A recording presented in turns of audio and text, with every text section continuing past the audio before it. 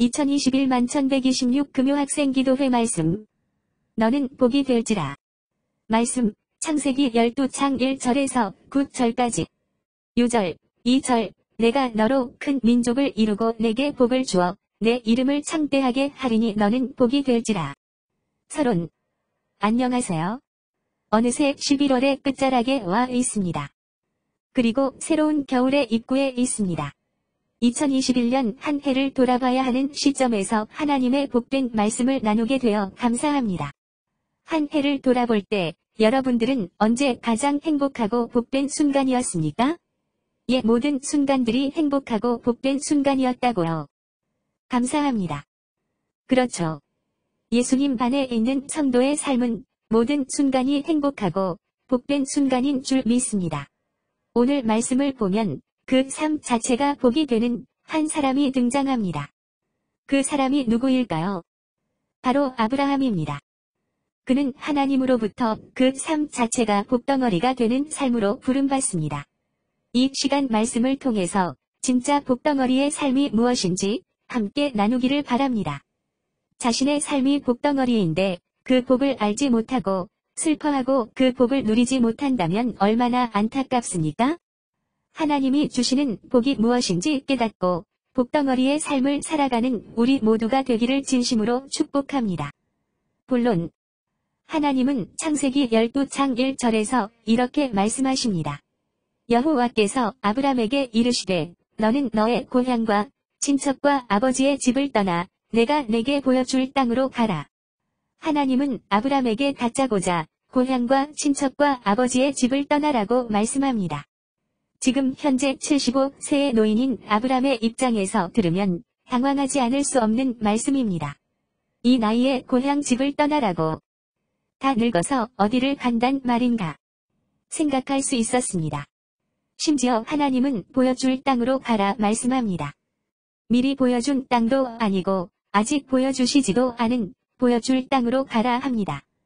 고향 집을 떠나는 것도 힘든 일인데 보여주지도 않은 보여줄 땅으로 가라는 말씀은 더 황당할 수 있습니다. 그러면 하나님은 왜 아브람에게 조금은 지나친 요구를 하시는 것일까요? 그 이유가 2절과 3절에 나옵니다. 같이 읽어보겠습니다. 시작. 내가 너로 큰 민족을 이루고 내게 복을 주어 내 이름을 창대하게 하리니 너는 복이 될지라. 3. 너를 축복하는 자에게는 내가 복을 내리고 너를 저주하는 자에게는 내가 저주하리니 땅의 모든 족속이 너로 말미암아 복을 얻을 것이라 하신지라. 하나님이 아브람에게 고향 집을 떠나라고 하신 이유는 한마디로 말해 너의 삶을 복덩어리로 만들기 위함이라는 것입니다. 하나님이 아브람에게 약속하시는 복덩어리의 삶을 구체적으로 보면 먼저 큰 민족을 이루시겠다고 합니다. 둘째, 이름을 창대하게 하겠다고 합니다. 셋째, 모든 민족이 아브람을 통해 복을 받게 하겠다 하십니다. 정말 사람으로서는 도저히 상상할 수 없는 큰 복을 아브람에게 주시겠다고 하십니다. 그런데 복을 받는 것은 좋은데 굳이 고향 집을 떠나야 하는 이유는 무엇일까요? 그것은 아브람의 삶의 여정을 통해서 드러나는데 이 복을 받게 되는 핵심 키워드는 바로 믿음이기 때문입니다. 하나님을 믿는 믿음이 없이는 모든 민족에게 복을 주는 삶을 살 수 없습니다. 아브람에게 약속하신 복은 사람이 할 수도 없고 줄 수도 없는 하나님만이 줄 수 있는 복인데 그 복은 하나님을 믿는 믿음이 없이는 불가능합니다. 그래서 오직 하나님 한 분만을 의지할 수 있는 곳으로 향하도록 고향집을 떠나라 하십니다. 사실 고향집에 있으면 주변에 아는 분들도 있고 삶의 근거가 있기에 하나님보다 눈에 보이는 수단과 방법에 의지할 수밖에 없습니다. 그러나 고향 집을 떠나 삶의 배경과 바탕을 내려놓게 되면 하나님만을 의지할 수밖에 없습니다. 이렇게 하나님은 아브람에게 진짜 복을 주시기 위해 고향 집을 떠나가라 하십니다. 떠나라는 하나님의 말씀에 아브람은 그 말씀에 순종하여 떠났습니다. 4절과 5절을 보면 이에 아브람이 여호와의 말씀을 따라갔고 롯도 그와 함께 갔으며 아브람이 하란을 떠날 때에 75세였더라. 5. 아브람이 그의 아내 사레와 조카 롯과 하란에서 모은 모든 소유와 얻은 사람들을 이끌고 가나안 땅으로 가려고 떠나서 마침내 가나안 땅에 들어갔더라. 75세의 나이에 이미 인간적으로는 늙어버린 시기에 아브람은 새로운 삶을 시작합니다. 아내 사레와 조카 롯과 같이 가나안 땅으로 들어갑니다. 그리고 아브람은 먼저 하나님 앞에 예배를 드립니다.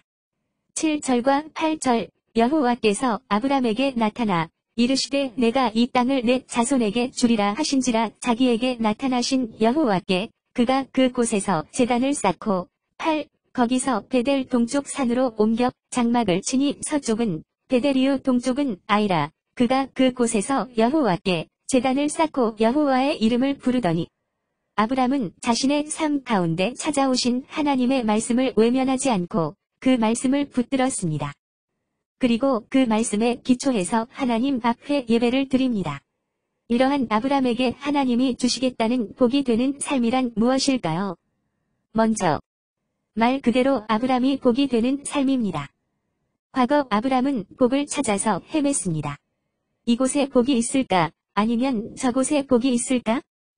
그래서 명당이라는 말이 있지 않습니까? 복이 있는 자리가 있다는 것입니다. 한국 사람들은 복을 매우 좋아합니다. 중국 분들도 그러지요. 그래서 여기저기에 복이라는 한자어를 많이 씁니다. 방석에도 복을 쓰고 숟가락에도 복, 집 여기저기에도 복, 중국 분들은 복이 쏟아져 들어오라고 복이라는 글자는 거꾸로 써놓는다고 하더군요. 이렇게 우리는 복을 찾아서 여기저기를 찾아 헤맵니다. 그러나 하나님이 아브람에게 주신 복은 그런 복이 아닙니다. 아브람 자체가 복이 되는 것입니다. 아브람이 가는 곳이 바로 명당이 됩니다. 아브람이 하는 일이 복된 일이 됩니다. 그리고 아브람과 함께 하는 사람들이 복을 같이 누리게 됩니다. 요즘 같은 입시철에 얼마나 많은 학생들이 더 좋은 학교를 가서 복 받으려고 하는지 모릅니다. 그래서 좋은 학교에 가려고 많은 애를 씁니다. 그러나 우리는 알아야 합니다. 하나님의 자녀들이 가는 그 학교가 복된 학교이고 가장 좋은 학교입니다. 학교의 명성으로 자신을 포장하는 것이 아니라 내가 가서 그 학교가 유명해지고 명문 학교가 되는 것입니다. 하나님이 바로 그의 백성들을 그렇게 해주시겠다고 하십니다. 그래서 하나님의 자녀들은 세상에서 당당할 수 있습니다. 세상에 잘 보이기 위해서 비굴해질 이유가 없습니다. 왜냐하면 하나님의 자녀들이 복 그 자체이기 때문입니다. 놀랍지 않습니까? 복이 이 세상 그 어디에 있는 것이 아니라 믿음의 사람인 성도 각자가 복 자체가 되는 축복을 하나님이 우리에게 주시고자 합니다. 이어 하나님이 우리에게 주시고자 하는 복은 모든 족속이 복을 누리게 하는 복입니다. 자기 자신만 복을 받는 그런 제재한 복이 아니라 하나님의 백성 때문에 만민이 복을 함께 누리는 그런 복입니다. 하나님의 스케일은 사람의 스케일과 완전히 다릅니다. 자신과 자신의 가족만 아는 그런 사람으로 우리를 부르신 것이 아닙니다. 모든 민족과 열방을 향해 하나님의 복을 나눠주는 삶을 약속하십니다. 김병기 목자님의 한 사람의 생애를 통해 이 시대 수많은 청년들이 하나님의 복을 누리는 은혜가 있기를 축복합니다. 양수의 형제님 한 분의 삶을 통해 13억 중국이 복을 누리는 은혜가 있기를 바랍니다. 하나님은 모든 만물을 창조하시고 인간에게 그 모든 것을 청지기로서 맡기셨습니다. 그런데 인간의 타락으로 인해 스스로 스케일이 쪼그라들었습니다. 자기 자신의 삶도 감당할 수가 없어서 삶을 포기하는 죄인의 모습이 되었습니다. 그러나 하나님은 우리를 그렇게 작게 창조하지 않았습니다. 하나님의 말씀을 품고 믿으면 이 시대 모든 민족을 품고 섬길 수 있도록 도와주십니다. 하나님은 이 은혜를 과거 수천 년 전 아브람에게 뿐 아니라 이 순간 우리에게도 허락해 주시고자 말씀하십니다. 다시 2절과 3절을 같이 읽어봅시다. 시작. 내가 너로 큰 민족을 이루고 내게 복을 주어 내 이름을 창대하게 하리니 너는 복이 될지라. 너를 축복하는 자에게는 내가 복을 내리고 너를 저주하는 자에게는 내가 저주하리.